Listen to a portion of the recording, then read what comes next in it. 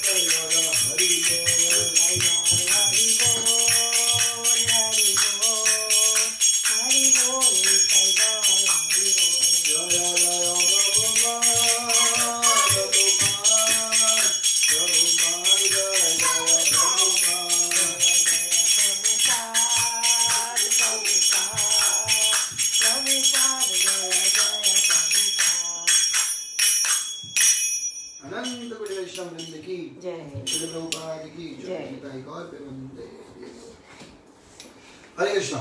आप सब लोग आए उसके लिए बहुत बहुत धन्यवाद। थोड़ा सा आज लेट हो गया, उसके लिए कृपा करके माफ कीजिएगा। और सभी लोग हाथ जोड़िए, हम फटाफट मंगलाचरण कर लेते हैं।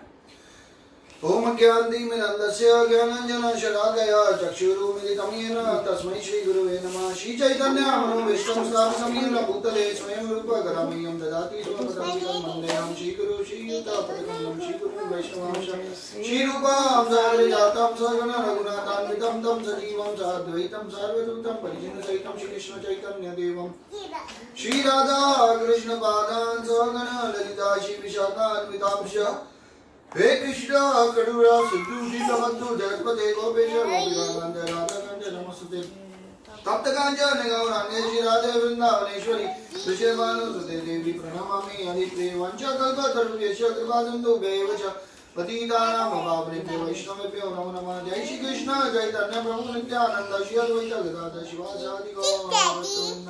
हरे कृष्ण कृष्ण कृष्ण हरे हरे हरे राम राम राम हरे हरे। हरे कृष्णा। तो देखिए कल हमने 4 चीजों के बारे में बात की थी। 4 चीज क्या थी? हमको पहले ये भगवान के प्रेम के बारे में कैसे समझना है, प्रेम का क्या वास्तविक मतलब है। दूसरा कि विरह की जो भगवान से विरह की जो भावना है वो कैसी भावना है। तीसरा भगवान को किस तरह से पुकारना है। और चौथा भगवान को कैसे रोक के रखना है ना। तो हमने इन 4 चीजों का वर्णन किया था। और तब हमने ये बताया था कि कैसे अब बॉर्डर पे आप समझिए मथुरा जो सिटी है उसके बॉर्डर पे नंद बाबा और सारे ग्वाल बाल वेट करते हैं और वहां से भगवान जो कृष्ण है आप देखिए वो आग्रह करते हैं। और क्या आग्रह करते हैं? और वो ये आग्रह करता है कि अब मुझे ये सिटी एक बार देखने जाते हैं, क्योंकि हम तो अभी गाँव में रहे हैं। हमने जंगल देखे हैं, पहाड़ देखे हैं, नदियां देखी, पर हमने पूरी डेवलप सिटी नहीं देखी। नंद बाबा काफी बार रोकने की कोशिश भी करते हैं कि आप मत जाओ, अलग अलग कारणों से कि भाई ये नई है जगह। और फिर भी जब लगता है कि भाई कृष्ण के आगे तो कौन बोलेंगे, और तब कृष्ण स्वयं कहते हैं कि बलराम जी तो हैं, दाऊ जी हैं हमारे साथ, तो वो लेके चलेंगे। तो तब वो कहते हैं कि ठीक है, क्योंकि दाऊ जी थोड़े ज्यादा समझदार है। वो ये नंद बाबा का ये मनोभाव था और वो आपसे इतना प्रेम भी करते हैं, तो तुम्हारी रक्षा तो निश्चित रूप से करेंगे। तो यहाँ तक हमने डिस्कशन किया था कल। आज देखिए हम ये डिस्कशन करेंगे कि कैसे जब भगवान अपने सारे ग्वाल बालों के साथ जब जाते हैं, आप देखिए निकलते हैं वहां से, तो जैसे ही निकलते हैं तो क्या होता है वहां पे? वहां पे जितनी भी मथुरा की जो स्त्रियां होती हैं वो जैसे ही कृष्ण को देखते हैं, वो भगवान श्री कृष्ण को जैसे ही देखते हैं, तो जैसे ही भगवान श्री कृष्ण को देखते हैं तो सब लोग अपने घर से बाहर आ जाते हैं उनको देखने के लिए। इवन ये भी बताया जाता है कि कितनी स्त्रियां तो अपने बच्चों को दूध पिला रही हैं, उनको कुछ खिला रही हैं या घर का कोई कार्य कर रही हैं, वो सब कुछ छोड़ के बाहर आ जाते हैं भगवान को देखने। और भगवान बहुत आनंद से अपने सारे के सारे जो ग्वाल बाल हैं दादा, तो जितने भी जो भगवान के जो ग्वाल बाल हैं, तो ये जितने भी जो ग्वाल बाल हैं इनके साथ जब चल रहे हैं तो आगे चलते हैं। और चलते चलते एक क्या करते हैं आप देखिए,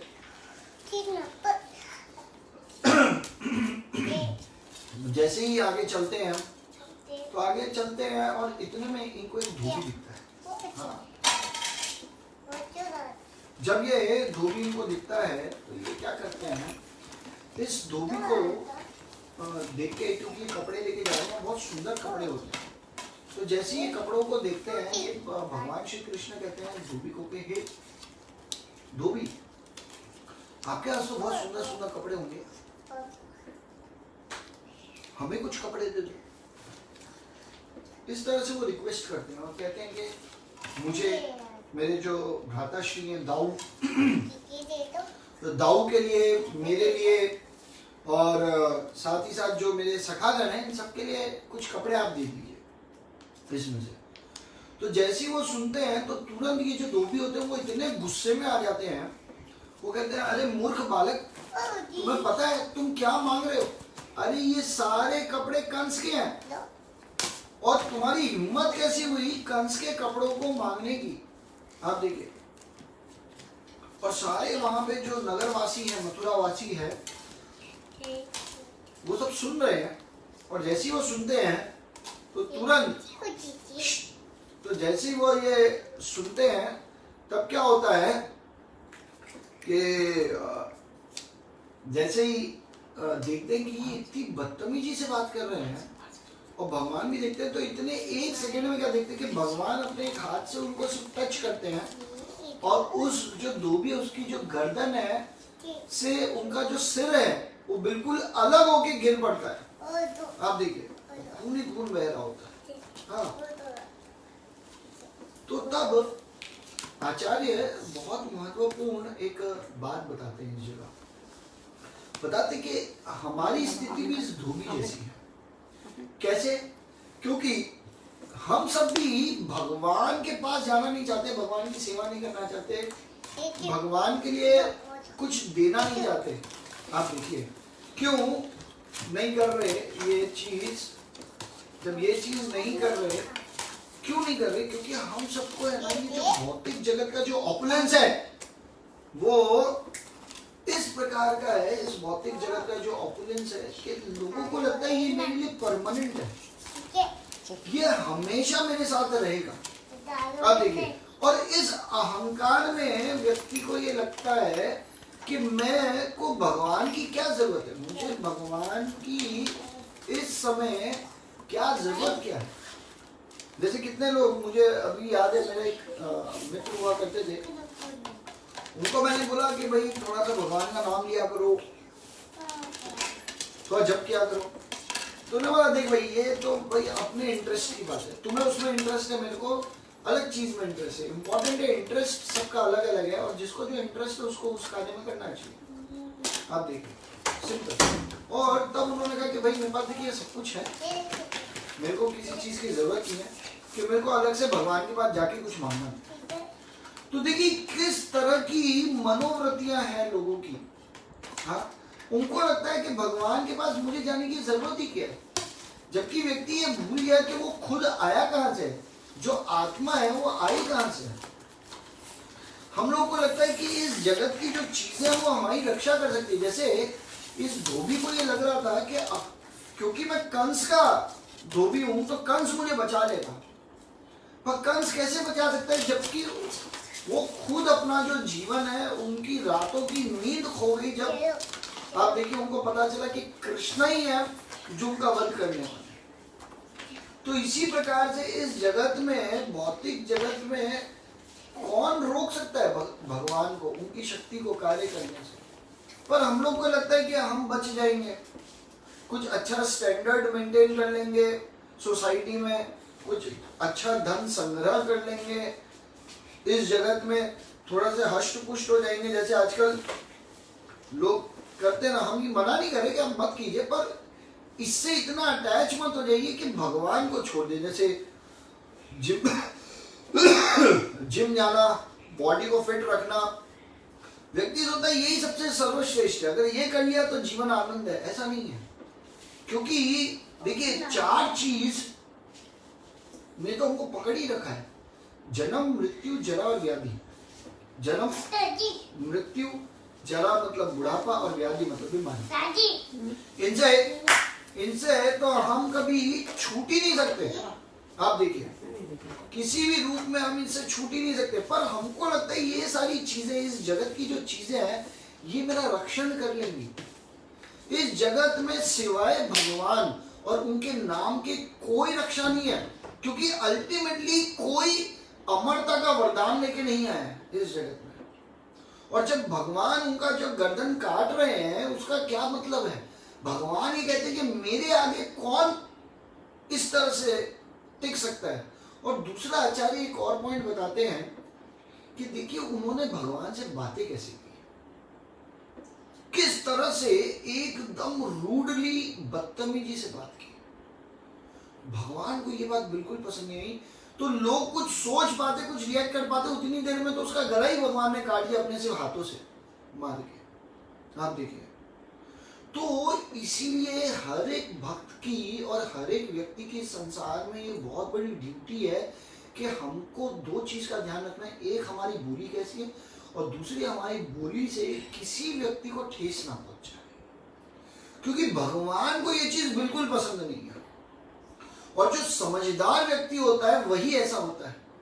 आप देखिए, नहीं तो ये झगड़ा करना, छोटी सी बात का बतंगड़ बनाना। अरे उन्होंने मांगा ही तो था एक कपड़ा, भगवान ने, कि हमें कपड़ा दे दो।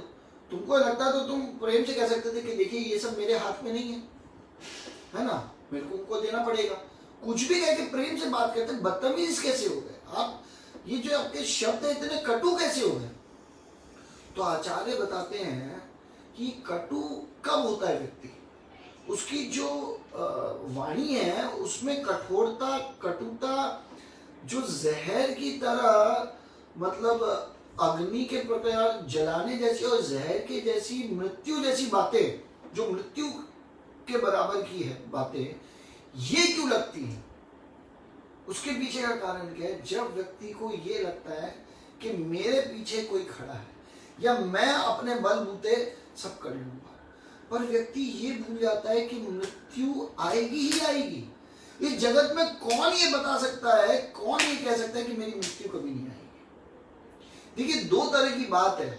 एक है हम मृत्यु को, आप देखिए, उससे डर के भागते रहे और सोचे कि अरे नहीं आएगी, या जब आएगी तो उससे पहले जीवन को एकदम फुलेस्ट तरह से जी लें। इसको कहते हैं एक तरह से मृत्यु से भागना। क्यों? क्योंकि मृत्यु आएगी उससे पहले जी लो, क्योंकि मृत्यु के बाद तो मर ही जाना है। हाँ, ये गलत धारणा है।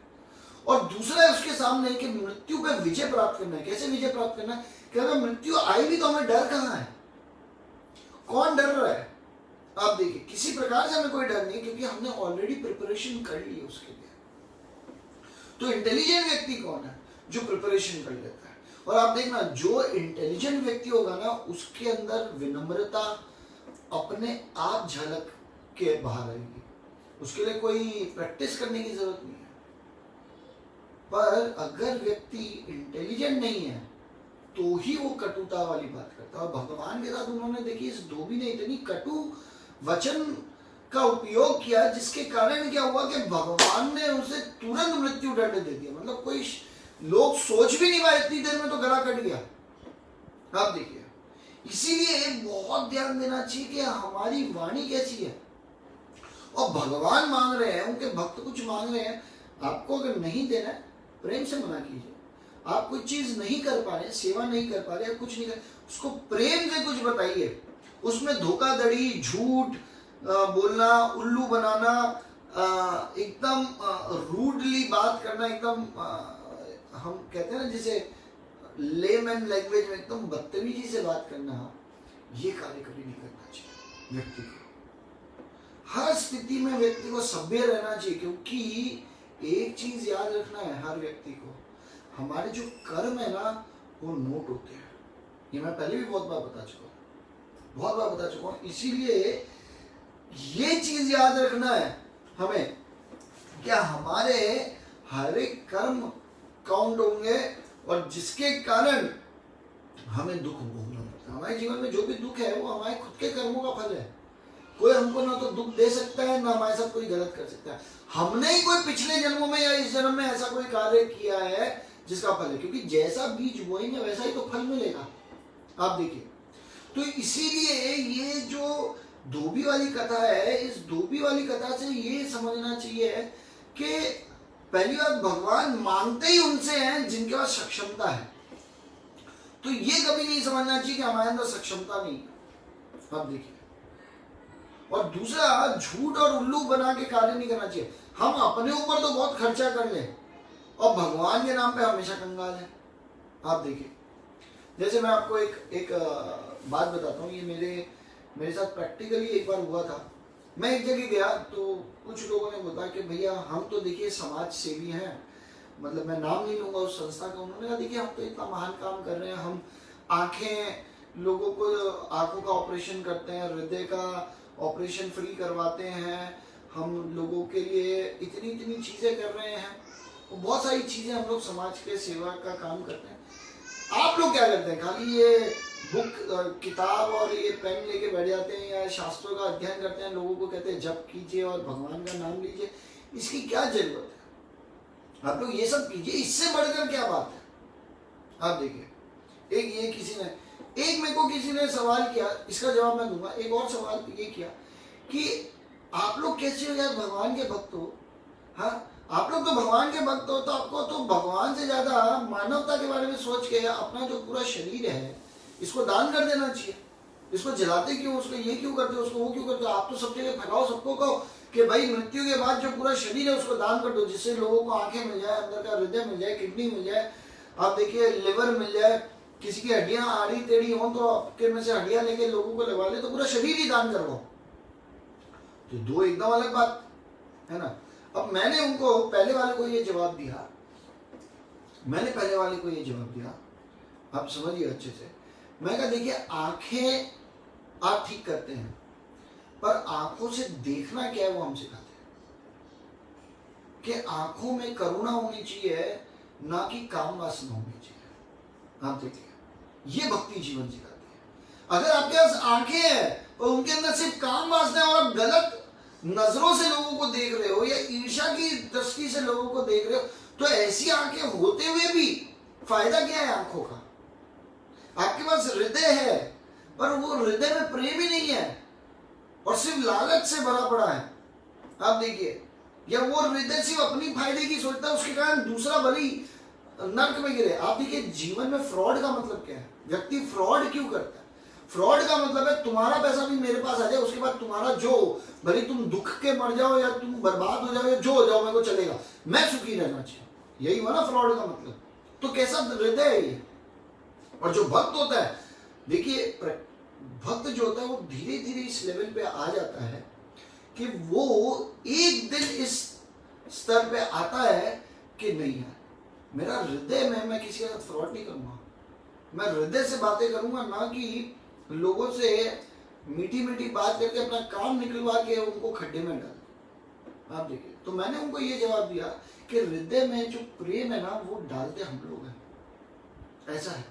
तो ये एक ऐसा स्कूल है, यूनिवर्सिटी है, जहाँ पे कल्चर सिखाया जाता है जो इस जगत में खत्म हो गया। आप, मैंने उनको फिर एक एग्जांपल दिया, मैंने कहा फैशन शो में देखिए, फैशन शो में ये तो अब साल भर से होने लगा नहीं, पहले रैंप वॉक पे जितने भी पुरुष या स्त्रियां आती थी, महिलाएं आती थी, अब उनको देखिए एकदम एटीट्यूड में चलेंगे। क्यों? क्या सिखा रहे हैं कि आप ऐसे कपड़े पहन के एकदम एटीट्यूड में रहिए भैया, स्माइल देने की जरूरत नहीं है।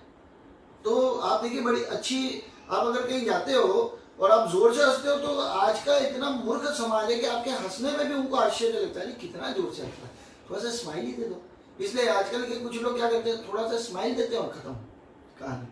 हाँ, ज्यादा अच्छे से मत हंसो, खुल के मत हंसो, ठहाके मत मारो हंसी में, सिर्फ एक स्माइल दे दो। हाँ, वेरी गुड। क्या लाइफ जी रहे आप देखिए। और इस चीज में सबको अहंकार है, इस पे सबको बहुत गर्व है, और ऐसी लाइफ के कारण कौन सुखी हो गया? फॉरेन में ये लाइफ चलती है जिसको लोगों को पसंद है, कहते हैं हमको तो फ्रीडम चाहिए भाई, उसके कारण नाम पिता पुत्र में प्रेम है। वही सूरत में, मतलब हम देख रहे हैं जो हिंदुस्तान में भी यही आता जा रहा है। रिश्ते आप देखिए, पिता में कैसे हो गए, या माता पिता और बच्चों में कैसे रिश्ते हो गए हैं, हस्बैंड वाइफ के बीच में देखिए आप कैसे रिश्ते हो गए। वाइफ को भी इसलिए कमाना है, हम इक्वल क्यों है? क्यों? क्योंकि हम किसी के भरोसे नहीं रहना चाहते, हमारे पास खुद के पास बहुत पैसा है। पर वो कंपटीशन में नहीं किया जाता, पैसा कमाइए तो उसमें विनम्रता तो रखिए, कंपटीशन की भावना की। और पुरुष भी उतने मूर्ख है, हम कमाते हैं क्योंकि हम पुरुष हैं। अरे क्या मूर्खता वाली बात है? अरे आप आत्मा हो, आज आपको पुरुष हो, क्या अहंकार है? अगला जन्म आप स्त्री बन जाओगे। ज्ञान का अभाव है। आप देखिए, ये धोबी को जैसे अहंकार था ना, ऐसे हमको इस भौतिक जगत के अंदर अहंकार आ जाता है। आप देखिए कि ये भौतिक जगत मेरी रक्षा करेगी, आज तक कौन किसकी रक्षा कर पाए? ये भौतिक जगत के लोग। और दूसरा, जब दूसरे पे भी आता हूँ कि उन्होंने कहा पूरा शरीर दान करना चाहिए। मैंने कहा एक बात बताइए, जो भी व्यक्ति के साथ जो हो रहा है वो उसके कर्मों का फल है ना। पहला हमको उस कर्म में बीच में भगवान ने क्या हमको परमिशन दी कि आप जाओ और ये सुधारो, और ये करने से क्या लोग सुधर गए या लोग अच्छे बन गए या लोग समाज के लिए कल्याणकारी कार्य करने ज्यादा लग गए क्या? मैंने कहा इतने एनजीओज बन गए संसार में, उसके कारण दुख कम हो गया कि बढ़ गया? इतने एनजीओज खुल गए हैं ना, है ना? क्या कर रहे हैं? लोगों की भलाई के कार्य में लगे पड़े, तो उसके कारण लोगों का सुख बढ़ गया कि दुख बढ़ गया? अब ये बताइए। उसके कारण डिवोर्स रेट बढ़ गए कम हो गए? हॉस्पिटल में लोग जाना ज्यादा हो गए कि कम हो गए? अब ये बताइए। लोगों की जो तनाव है वो कम हो गए कि बढ़ गए? अब ये देखिए। रिश्तों में प्रेम बढ़ गया कि कम हो गया? जहां भगवान को हटा देंगे, जहां भगवान को अपने केंद्र बिंदु से आप हटाइए, आप कोई भी कार्य कीजिए, वो एक तरह का मैसअप ही है। आप उसमें और कुछ नहीं कर रहे, उससे कुछ ज्यादा फायदा नहीं होने वाला है। आप देखिए कहां सरलता है लोगों के अंदर, हाँ कहां सरलता आती है, सिंप्लिसिटी आती है। हर किसी को अपना इंडिपेंडेंस चाहिए, भैया मेरे को अपना फ्रीडम चाहिए, तो ये आ गए। आज हर कोई, आप देखिए ये कल्चर, मैं ये नहीं कह रहा ये मत कीजिए, पर आप सोच के देखिए ये कल्चर कैसा है। हर एक व्यक्ति को आजकल अपने पर्सनल रूम में एक टीवी चाहिए। पहले क्या होता था, हॉल में टीवी होता था, साथ में देखते थे, आनंद लेते। अब नहीं भाई, पर्सनल टीवी चाहिए। उसके कारण रिश्तों में आप देखिए दरारें कितनी आ गई हैं। ना साथ बैठना ज्यादा पसंद है, ना साथ में बातें करना पसंद है। बड़ों की भी गलती है उतनी जितनी बच्चों की है, बच्चों की भी कितनी सारी जगह गलती है, उतनी बड़ों की भी है।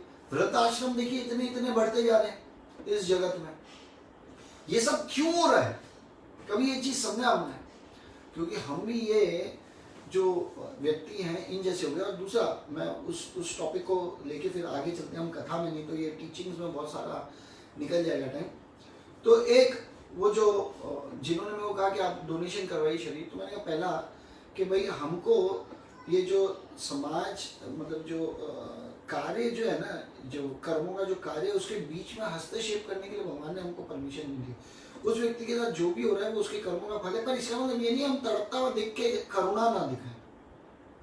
जितनी करुणा दिखा सकते हैं उतनी दिखानी चाहिए। आप देखिए इवन कंस ने भी अपनी बहनों के गर्भ में गर्भपात नहीं करवाया, मतलब जो लोग करवा देते हैं आज, उन्होंने बच्चा पैदा होने दिया। तो शास्त्र तो वो भी बता दो, तो कहते हैं कि आपको ये अबॉर्शन कभी नहीं करवाना चाहिए। कहाँ करवाया किसी ने अबॉर्शन? कभी सुना था? कभी डिवोर्स नाम सुना था? आप समझिए। तो ये सब क्या है, शास्त्रों का जो अभाव हमारे जीवन में आता जा रहा है। क्यों?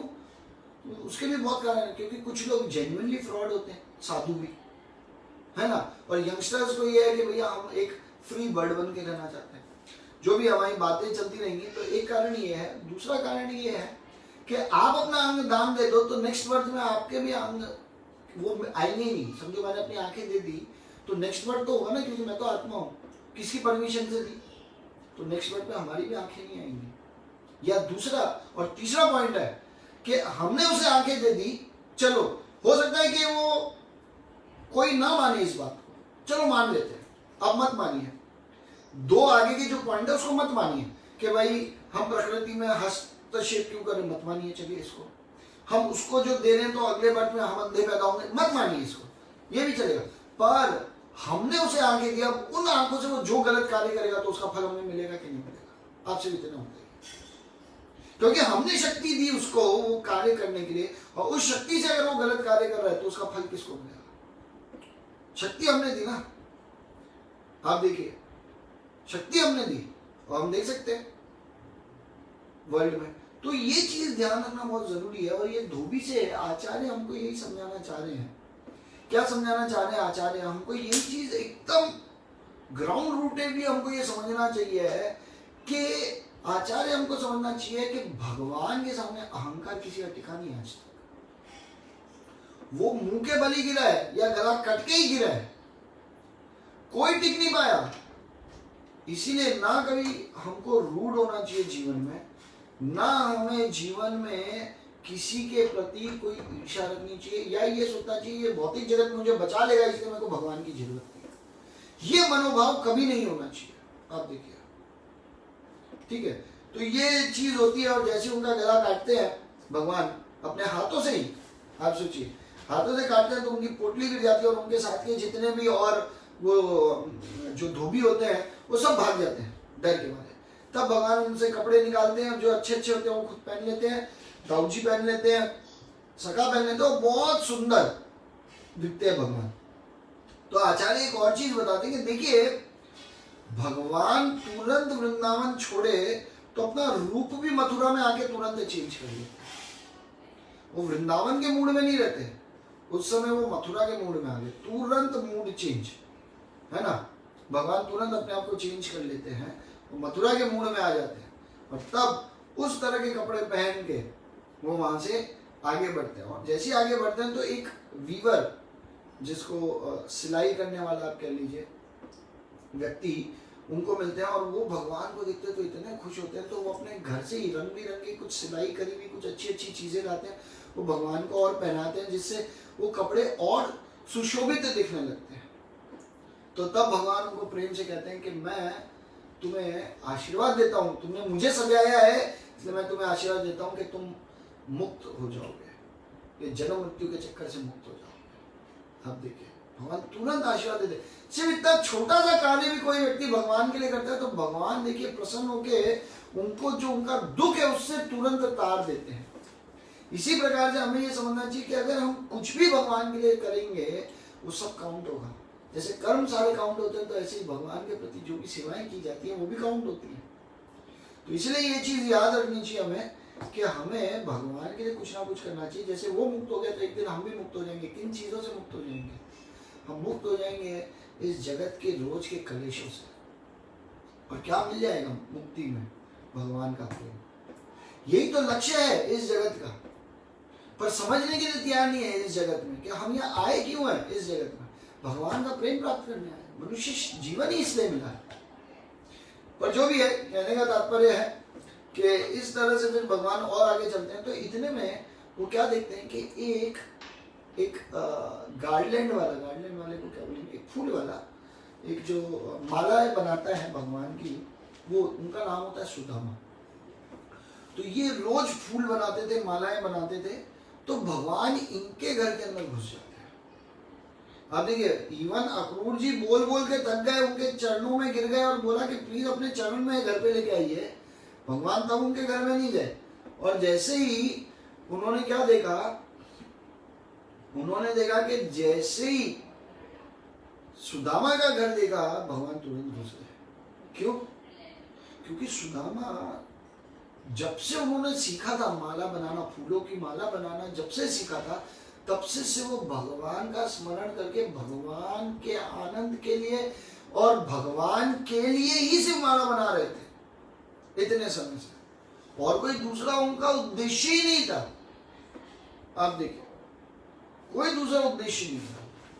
तो इस प्रकार से वो माला बनाते हैं तो भगवान कृष्ण बलराम उनके घर में घुस जाते हैं और जैसे ही उनके घर में घुसते हैं तो वो तो खुशी के मारे इतने आनंद में, मतलब वो तुरंत भगवान को पहचान लेते हैं, भगवान भी उनको तुरंत पहचान लेते हैं।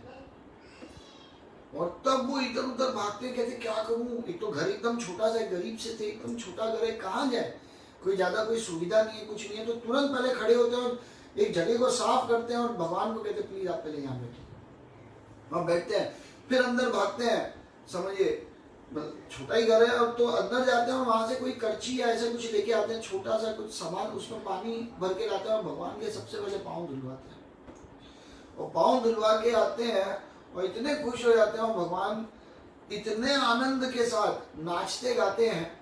तो भगवान उनसे पूछते हैं कि अरे आपके घर आए हैं, आप माला नहीं पहनाएंगे? तो तब उनको याद आता, अरे कितना होता है ना, जब ज्यादा खुशी हो जाती है तो जीवन भर माला तो बना ही भगवान के लिए रहे थे, डेली भगवान के नाम की माला बनाते थे, भगवान को ऑफर करते थे। आप देखिए तो भगवान स्वयं आ गए लेने। तो आचार्य एक चीज ये बताते हैं कि हम भगवान को जब हम घर में कुछ भी भोग लगाते हैं, कुछ भी बनाते हैं, आप देखिए घर पे किचन में कुछ भी हम कुकिंग करते हैं तो भगवान को ऑफर करना चाहिए। जितना तीव्रता से, जितना प्रेम के साथ हम भगवान को ऑफरिंग करेंगे, प्रसादम, हम देखेंगे एक दिन जरूर ऐसा आएगा कि भगवान हमारे हाथों से हम खुद देखेंगे कि खा ले, भगवान स्वीकार करने आएंगे, उसको लेने आएंगे। और आज भी लेते हैं, ऐसा नहीं है। आप जाइए मंदिर में, भूख लगाइए, भगवान ग्रहण करते हैं। आपकी भावनाओं के ऊपर है, हमारी भावनाएं कैसी है। भगवान तुरंत घर में आ जाएंगे। आप देखिए लोग बुला बुला के परेशान हो जाएंगे, भगवान नहीं आते। भगवान किनके पास आते हैं? आप देखिए, तो आचार्य बता रहे थे कि ये जो सुदामा है ना, इसका एक कैरेक्टर था। क्या कैरेक्टर था? कि इसका जो कैरेक्टर था, वो कैरेक्टर था कि ये बहुत सिंपल व्यक्ति था, बहुत सिंपल। इसका ये, इसके अंदर कोई लालच, किसी प्रकार की कोई चतुराई या होता है ना, लोग डेढ़ शाने जो होते हैं, आप समझिए, लेमन लैंग्वेज है, सॉरी, पर कहने का मतलब है कि व्यक्ति ज्यादा ही अपने आप को होशियार समझता है ना, भगवान माने आते हैं। भगवान किनके बात है? जो बहुत सिंपल है। इसलिए हमें एक और क्वालिटी अपने अंदर डेवलप करनी चाहिए, वो है सिंपलिसिटी। हम जितने सिंपल रहेंगे, हम उतना भगवान का जो आकर्षण है वो अपने प्रति खींचेंगे। तो इसीलिए सिंपल रहना ज्यादा जरूरी है, न कि बहुत अपने आप को होशियार समझ के होशियार बनाने में लगाना। भगवान बहुत होशियार वाले लोगों से इंप्रेस नहीं होते। आप कोई भी लीला देख लीजिए, भगवान के सखा सारे सिंपल, भगवान से जो भी भगवान के भक्त हैं वो सारे सिंपल है। आप देखिए, हाँ, पर जहां एक भक्त भी बहुत चतुराई, बहुत अपने आप को महान जहाँ मानने लगते हैं, अपने आप को ज्यादा ही कुछ समझने लगते हैं, आप देख लेना वो भक्त ज्यादा दिन तक भक्ति भी नहीं करते, उनका फॉलो हो जाता है। कोई ना कोई अपराध करेंगे, कोई ना कोई ऐसी गलती करेंगे कि उनको भक्ति से बाहर जाना ही पड़ेगा, क्योंकि भगवान उनको बाहर रिजेक्ट कर देते हैं। पर किसको एक्सेप्ट करते हैं भगवान? किनको अपने नजदीक लाते हैं, किनको अपना प्रेम देते हैं? उन्हीं को देते हैं जो भगवान के सामने एकदम सिंपल रहते हैं। इसीलिए सिंपल रहना चाहिए, ज्यादा चतुर नहीं होना चाहिए। देखो, चतुर न रहने का मतलब क्या है? इसका मतलब ज्यादा धोखा भी नहीं देना चाहिए, उल्लू नहीं बनाना चाहिए। आप देखिए, डेढ़ शाने नहीं बनना चाहिए, अपने आप को ज्यादा ही ओवर उसमें नहीं लेके जाना, ओवर समझदार भी नहीं बनना चाहिए। आप देखिए, इसीलिए कहा जाता है कि भक्ति के नाम पे अपना काम नहीं निकलवाना चाहिए कभी भी, क्योंकि आप भक्ति के नाम पे अगर अपना काम निकलवा रहे हो, इसका मतलब आप भक्ति से फायदा लेने की कोशिश कर रहे हो। इसका मतलब आप अपनी सिंपलिसिटी छोड़ के चतुराई लगाने की कोशिश कर रहे हो कि कैसे भक्ति के नाम पे मैं फायदा ले लूं। आप देख रहे हैं, तुरंत आप डूब जाओगे। और सबसे बड़ा क्या डूब जाओगे? भगवान का प्रेम नहीं मिलेगा। आप देखिए, भगवान करीब नहीं आएंगे, भगवान हमारे घर में हमारे करीब नहीं आएंगे, और भगवान हमसे नहीं मांगेंगे कि भैया दे दो। जैसे देखिए, उन्होंने धोबी से भी मांगा, अब भगवान से मांगेंगे। अभी यहाँ मांगा, आप देखिए अभी आगे भी कुब्जा से भी मांगेंगे, उसमें भी हम आएंगे आगे। पर भगवान मथुरा में आके सिर्फ मांग रहे हैं, और आप देखिए देने का जो भावना है वो कैसी कैसी है। धोबी से मांगा, नहीं दिया, गला काट दिया। एक सिलाई करने वाला व्यक्ति आया, सिंपल, उन्हें दिया तो भगवान ने उन्हें मुक्ति दे दी। इनके तो भगवान स्वयं घर में बिना बुलाए चले गए। आप देखिए, ऐसा नहीं कि कोई भाई किसी ने बुलाया या कहा कि आप आ जाओ, ऐसा कुछ भी नहीं किया, पर तुरंत ही भगवान क्या है, इनके घर में घुस गए। और इनकी सिंपलिसिटी से, इनकी जो डिवोशन है, इनका जो भाव है भगवान को सेवा का, उससे भगवान मोहित हो गए। आप देखिए, इसीलिए भगवान को क्या बताया जाता है? श्रीमती राधा रानी का एक नाम है, हाँ, मदन मोहन मोहिनी। इसका मतलब क्या है? मदन मोहन, जो भगवान ऐसे हैं जो हर किसी को अपने प्रति आकर्षित कर लेते हैं, पर ऐसे व्यक्ति जो सब किसी को आकर्षित कर लेती है, उनको भी राधा रानी आकर्षित कर लेती है। क्यों आकर्षित कर लेती है? क्योंकि वो बहुत सिंपल है, बहुत सिंपल है, एकदम सिंपल है। आप देखिए, ऐसा है। और दूसरा, एक और चीज हमको समझनी है कि जब ये गार्डलैंड बनाते थे सुदामा, तो ये रोज कोशिश करते थे कि कुछ नया बनाऊं, कुछ अच्छा बनाऊं, कोई और ब्यूटीफुल बनाऊं, भगवान के ऊपर आज कुछ नया जचे, कुछ और अच्छा लगे। इस मनोभाव से आप देखिए वो ये गार्डलैंड्स बनाते थे। तो हमें भी जब भगवान को भोग लगाने के लिए आचार्य जब बता रहे हैं, तो ये यही सोचना चाहिए कि हमारे घर में जो कुछ भी बने, आज भगवान को ये बना के खिलाते हैं, आज भगवान को वो बना के खिलाते हैं। उसमें दो फायदे हो गए, एक तो बनाया भगवान के लिए, फायदा भगवान पूरा उठा के हमको ही दे रहे हैं, कह रहे ठीक है मैंने भोग लगा दिया, बाकी सब तुम्हारे ही, तुम ही खाओ। तो अल्टीमेटली फायदा देखिए भगवान दे हमको ही रहे हैं, सिर्फ भाव को चेंज करना है। ये नहीं सोचते कि आज मेरी क्या पसंद है उसके हिसाब से बनाते हैं, ना ना ना। अरे हम भगवान को कुछ नया खिलाते हैं, भगवान को ये वाली भी कुछ चीज नहीं बना के खिलाते हैं, आज भगवान को ये भी देते हैं। ये चीज ध्यान रखना बहुत जरूरी है। आप देखिए, है ना। तो ये मनोभाव रखेंगे तो भगवान क्या करते हैं, अब सुदामा के साथ जैसी माला बनाते हैं, भगवान इतने खुश होते हैं कि भगवान स्वयं अपने चरण उनके सर पे रखते हैं। आप देखिए, उनके डायरेक्ट सर पे रख देते हैं अपने चरण, और तब कहते हैं कि मांगो क्या चाहिए। तो सुदामा कहते हैं अरे क्या मांगू, सब कुछ तो मिल गया, घर में आप मेरे आ गए, अपने चरण जिनके एकमात्र दर्शन के लिए लोग तड़प रहे हैं और इतनी इतनी तपस्याएं कर रहे हैं, इतने इतने बड़े बड़े यज्ञ कर रहे हैं लोग, वो चरणों को साक्षात आपने मेरे सर पे रख दिया, क्या मांगू। और फिर भी तो भगवान कहते नहीं नहीं मैं तो दूंगा, देखो फिर भी मांगो। तो कहते अगर आपको देना ही है तो आपके प्रति जो भक्ति है वो निरंतर रूप से बढ़ती रहे मेरे अंदर, और जन्म जन्मांतर तक सिर्फ आपकी भक्ति में ही रहूं और आपके प्रेम का आस्वादन करता रहूं भक्ति के साथ। फिर वो कहते हैं और मांगो, तो कहते हैं ठीक है, अगर और कुछ आप चाहते हैं कि देना, तो जितने भी आपके भक्त हैं उन सबके साथ मेरी खूब अच्छी मित्रता है। बहुत बड़ी बात है, भगवान के भक्तों के साथ मित्रता बनी रहे। और तीसरी चीज कहते हैं इस जगत में सबके प्रति करुणा रहे। जब भगवान वापस कहते हैं कि और कुछ मांगो, तो ये तीन चीज ये मांगते हैं। तो तब वो बोलते हैं कि अरे ये तीन चीज जब भगवान जब सुनते हैं, तो जितने और ग्वाल बाल होते हैं वो कहते हैं अरे कितना सिंपल है। तो तब कृष्णा कहते हैं अरे नहीं नहीं नहीं, तुम कुछ और भी दो अपनी तरफ से। सोचिए, भगवान के भक्त जो ग्वाल बाल है वो भगवान को कह रहे हैं अरे ये जो इन्होंने मांगा, ये तो इनकी सिंपलिसिटी, ये तो इनकी भक्ति है, ये तो इनका प्रेम है आपके लिए, पर कैसे इतना ही दोगे, इससे ज्यादा और नहीं दोगे? नहीं, दो और ज्यादा दो। इसलिए भगवान भगवद गीता में भी देखिए कहते हैं कि अनन्यस चिंतयन्तो माम ये जन पर्युपासते तेषां नित्यनियुक्तानां योगक्षेमं माम।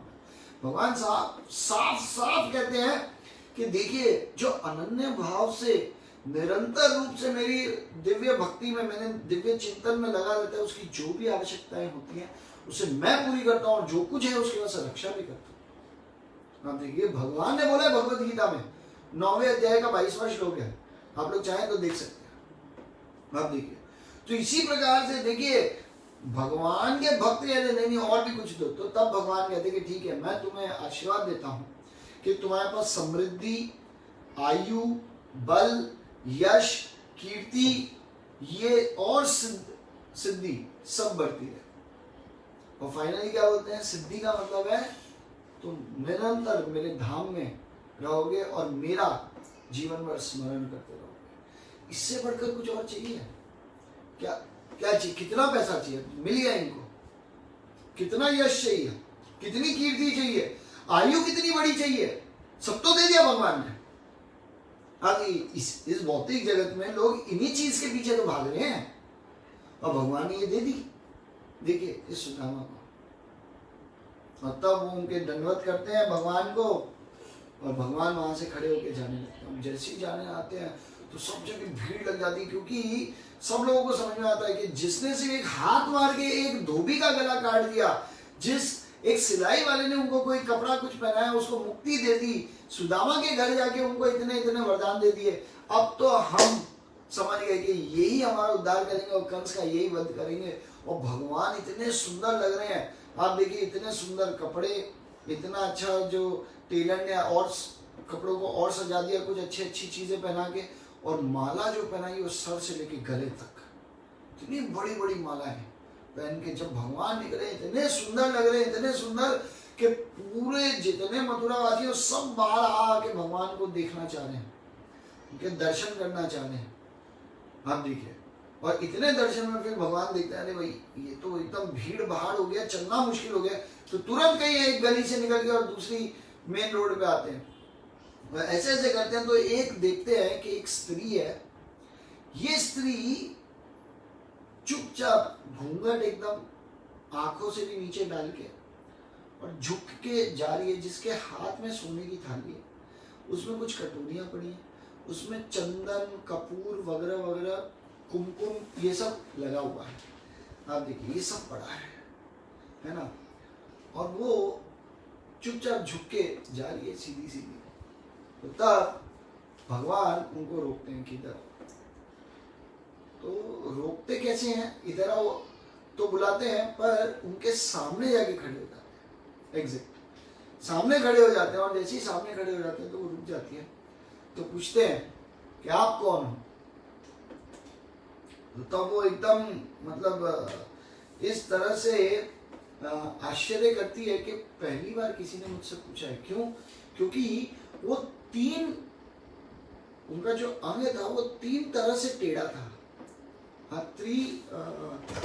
टेढ़ी थी, 3 जगह से वो टेढ़ी थी। एक तो ये था, दूसरा उसका आज तक सब लोगों ने मजाक ही बनाया था, किसी ने पूछा नहीं था कि तुम कौन हो। इनफैक्ट सब लोग उसको कुब्जा कुब्जा एकदम टेढ़ा ऐसे करके कुछ भी चिढ़ा के जाते थे, और तब उसको गुस्सा बहुत आता था अंदर ही अंदर, इतना गुस्सा आता था। पर फिर वो सोचती थी अगर अभी मैं कुछ भी बोलूंगी फिर मेरे को लोग फिर चिढ़ाने लग जाएंगे। क्यों? क्योंकि कुब्जा है, कुब्जा हूँ, है ना। इस प्रकार से उनको ये लगता था कि मेरे तो पीछे, आप देखिए मैं तो बीमार हूँ, कुब्जा हूँ मैं तो गुस्सा बहुत आता था, पर वो सहन करती थी, घूंघट नीचे डालती थी, कहती है बोलने दो, अरे छोड़ो, गुस्सा करके क्या फायदा, और अपने आप का मजाक बनाएंगे, पर ठीक है सहन कर लो, क्या फर्क पड़ता है। अब भगवान ने दी है अपने को ऐसी स्थिति तो दी है, सुनो फिर। तो आचार्य बताते हैं देखिए ये जो कुब्जा की जो सहनशीलता थी ना, ये सहनशीलता हर एक व्यक्ति में आनी चाहिए। जिस दिन ऐसी सहनशीलता किसी व्यक्ति में आ गई तो भगवान उनके सामने आके खड़े हो जाएंगे और कहेंगे वाह, तुमसे ज्यादा सहनशील इस संसार में कोई नहीं है। इतना अत्याचार किया लोगों ने तुम्हारे ऊपर, इतना उल्टा सीधा बोला, तुम गलत नहीं थे फिर भी तुमको गलत बार बार बताया जा रहा है, तुम्हारा मजाक बनाया जा रहा है, और फिर भी तुम सहन करती रही। तुमने पलट के कभी ना गलत जवाब दिया, ना कोई तुमने किसी के साथ गलत किया, ना कोई और काम किया।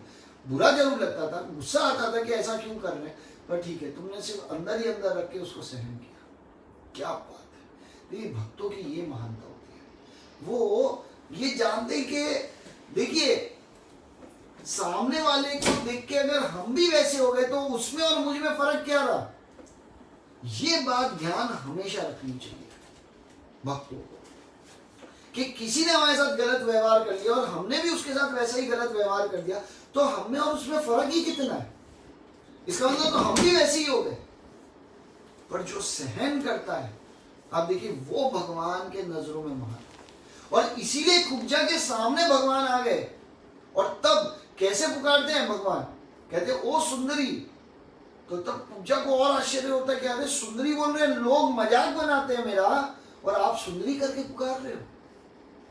आप देखिए, और इस तरह से जब भगवान उनको पुकारते हैं तो इतना उनको आश्चर्य लगता है। और तब क्या होता है, क्योंकि आज मैं तो 10 मिनट लेट हूं तो मैं 5 मिनट खाली ये कथा कंप्लीट कर दूं, जिससे कल हम कुछ राक्षसों का वध करके कंस का भी वध कल कर दे, ये हम दिखा दे, ठीक है। तो अब ये जो कुब्जा है इसके बारे में लोग इतना उल्टा सीधा बोल रहे हैं, कभी इसने सुंदर नहीं बोला, भगवान इनको क्या बोल रहे हैं, ए सुंदरी, अरे सुंदरी, सामने खड़े होके बोले अरे सुंदरी। हाँ, और एकदम इसको आश्चर्य लगता है। और तब कहते हैं कि भाई ये आपके जो थाली में ये जो चंदन है ये आप मुझे दोगे। तो तब वो अपना घूंघट ऊपर करती है और भगवान को देखती है तो एकदम मोहित हो जाती है। उनको लगता है इस संसार में इससे सुंदर कोई और नहीं है। और जब देखती हैं तो तब वो बोलते कि देखिए मेरा नाम तो त्रिविक्रम है, पर लोग मुझे कुब्जा कुब्जा के नाम से ज्यादा बुलाते हैं। हाँ, मेरा नाम तो त्रिविक्रम है, पर मेरे को लोग कुब्जा बुलाते हैं। और क्यों? क्योंकि मैं 3 तरह से मेरा शरीर टेढ़ा है, और इसीलिए वैसे तो मैं कंस की दासी हूँ, और रोज कंस ही मुझे कहते हैं कि तुम चंदन घिस के मेरे लिए लेके आओ, और ये जो पैराफर्नालिया है, इन सब चीज़ों को, जो सामग्री है, इन सबको लेके मेरे पास आया करो और तुम ही मेरे को लगाया करो। पर आपको देख के मेरे को ये लग रहा है, इतना अच्छा लग रहा है, जरूर लीजिए, लगाती हूँ। बताओ, अब पूरा शरीर में तो कपड़े बड़े बड़े पहन रखे हैं, इतनी बड़ी बड़ी मालाएं, अब है कौन सी? सिर्फ चेहरा बचा है भगवान का। तो चंदन लेके चेहरे पे लगा देती हैं, और जैसे ही चेहरे पे लगाते हैं, पहले बलराम जी को लगाते हैं, फिर कृष्ण को लगाते हैं, तो इतने खुश होते हैं कि भगवान क्या करते हैं, उनके चरणों पे अपना चरण रखते हैं, और उनका जो चिन्ह होता है उधर अपनी 2 उंगली रख के ऐसे एक टक, मतलब एक आवाज आती है टक की, मतलब खींचते हैं, खाली एक झटका देते हैं, और वो एकदम सीधी खड़ी हो जाती है, सारी बीमारी दूर हो जाती है, और इतनी सुंदर स्त्री बन जाती है। कहा जाता है कि उस पूरे मथुरा जगह में उधर की सबसे सुंदर स्त्री ये कुब्जा बन जाती है, जो त्रिविक्रह होती है, और ये इतनी सुंदर बन जाती है। तो तब आचार्य ये बताते हैं कि ये जो कुब्जा है, ये वास्तविक रूप में ये होती है भूमि देवी, और ये भूमि देवी जब रोते रोते भगवान के पास जाती है क्षीर सागर में, और बोलती है कि भाई, तो ये जो कुब्जा थी, जो पीछे जो बीमारी लगी हुई थी, ये बीमारी थी, जो ये जो अनर्थ है, जो राक्षसों ने जो इनके ऊपर जो ये पाप का जो बोझ डाल रखा है, उसके कारण ये झुक गई थी, और इसके कारण ये टेढ़ी हो गई थी, और भगवान इनको जब सीधी करते हैं तो क्या बोलते हैं भगवान? इसका मतलब भगवान कहते हैं मैं सारे राक्षसों का वध कर दूंगा, तुम चिंता मत करो, तुम एकदम सुंदर रहो। वैसे ही काफी होगा तो वध कर ही चुके होते हैं भगवान, और भी कर दूंगा, चिंता मत करो, तुम एकदम सुंदर तरह से रहो। तो आचार्य एक और चीज बताते हैं कि ये जो कुब्जा है, ये कुब्जा आप देखिए इतनी सुंदर स्त्री कैसी हुई। पहले कैसी थी? कुरूप थी, अब सुंदर हो गई। इसको एक तरह से समझाते हैं कि देखिए, मृत्यु जब आती है तो व्यक्ति और कुरूप होता जाता है। बुढ़ापा किसी को पसंद नहीं क्या? या बूढ़ा व्यक्ति कभी सुंदर दिखता है क्या? 99% नहीं दिखता है। मेकअप वेकअप एक अलग चीज है, पर वो कुरूप होता जाता है। पर जब भगवान की भक्ति करने लगता है और भगवान उसे छू लेते हैं तो वास्तविक रूप में सुंदर हो जाता है। आचार्य ये बता रहे हैं। इसीलिए हमको ये समझना है कि हम मृत्यु की तरफ बढ़ रहे हैं, हम और कुरूप होते जाएंगे डे बाय डे। पर जहां कृष्ण की भक्ति करेंगे वहां ही हमारे जीवन का जो भाग्य वो उदय हो जाएगा और हम सुंदर बन जाएंगे। और जो अभी हम टेढ़े खड़े हैं, जो पूरी दुनिया का जो बोझ है, पाप का जो बोझ हमने ले रखा है, ये पाप भगवान मुक्त कर देंगे हमको। क्योंकि भगवान ने ये बोला है भगवद गीता में कि सर्व धर्मान परित्यज्य माम एकम शरणम व्रज अहम त्वं सर्व पापेभ्यो मोक्षयिष्यामि मा शुचः। भगवान क्या बोलते हैं कि सर्व धर्मान परित्यज्य, सब तरह के धर्मों का परित्याग करो और केवल मेरे शरण में आओ, मैं सभी पापों से तुम्हारा उद्धार कर दूंगा, डरो मत। तो जैसे कुब्जा का सारे अनर्थों का पापों से मुक्त कर दिया, ऐसे हमें भी भगवान मुक्त कर देंगे। डिपेंड करता है हमारा सरेंडर कैसा है, हमने शरणागति कैसी ले रखी है भगवान के प्रति।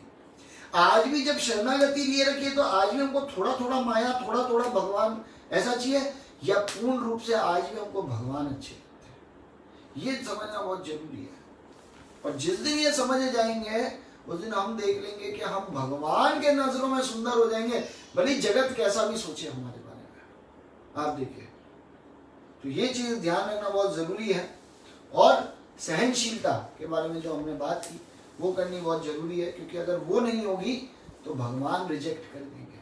आप देखिए, तो कहने का तात्पर्य एक और है कि 3 गुण हमारे अंदर आने चाहिए हर भक्त के अंदर। सहन करना, माफ कर देना, जैसे कुब्जा ने माफ कर दिया ना, किसी के बारे में कोई गलत नहीं सोचा।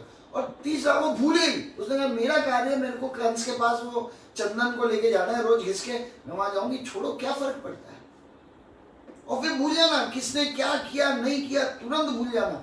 ऐसा व्यक्ति के सामने भगवान खड़े होते हैं, आप देख लेना, और तब बोलते हैं अरे सुंदरी, मतलब उसको संबोधित कर देंगे, तुम मेरे नजरों में सबसे सुंदर हो, तुम मेरे नजरों में सर्वश्रेष्ठ व्यक्ति हो। आप देखिए, ये चीज हमें ध्यान रखना बहुत जरूरी है कि हमारा मनोभाव के आधार पे हमको भगवान के साथ रेसिप्रोकेट करने का मौका मिलेगा, है ना।